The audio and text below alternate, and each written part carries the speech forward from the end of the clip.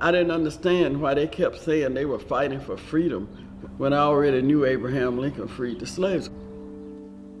We were standing in front of Carter's drugstore. It's right down the street on Broad today. But at that time, Carter's had a lunch counter. And I wanted to sit at the lunch counter because I see these white kids sitting there and they look like they be having so much fun licking those ice cream cones and spinning around on that stool. Black people were trying to register to vote.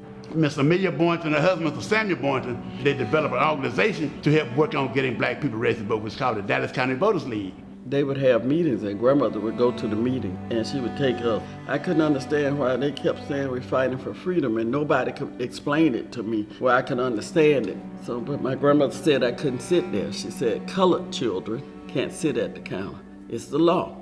Then she leaned over my shoulder and she pointed through the window to the counter. She said, when we get our freedom, you can do that too. I became a freedom fighter that day. I understood instantly that the freedom that grandma and her old friends was going for was the good freedom, the one that would let me sit at that counter. There was one common thread that ran through all the people that was involved in that movement. Is that at some point, all those people, they lost their fear.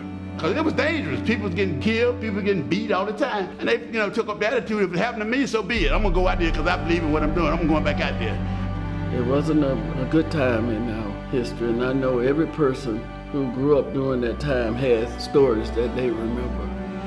I didn't really realize how much I had internalized from that period. Life just went on. Most of those people just went on back to their regular worlds.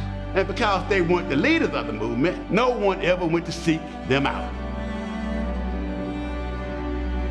It wasn't like after the signing of the Voting Rights Act, they brought in counselors and psychologists and psychiatrists to help us. When I started to tell my story, I realized it was like a cleansing. When we opened the Voting Rights Museum, we went back out into the community and started trying to find people that was part of the history. Well, we set the person down and we let them tell us their story on camera. Now, we also collect footprints from people that we say was in the two historic marches. The March on Bloody Sunday, or the 5-day march from Selma to Montgomery. That was so it was important to bring people out and let them be recognized for their contribution. I realized some time ago, we keep renaming stuff every generation. It's the same stuff. Police brutality is nothing new. Each generation thinks it's new, so they start to fight over again. That's why I think it's important to teach the history of the past so that you can take what we did right and take it further. This was history, and you can't change history, you just learn from history, Selma means home, Selma means love, Selma means me. I want you to know my Selma. My Selma is beautiful.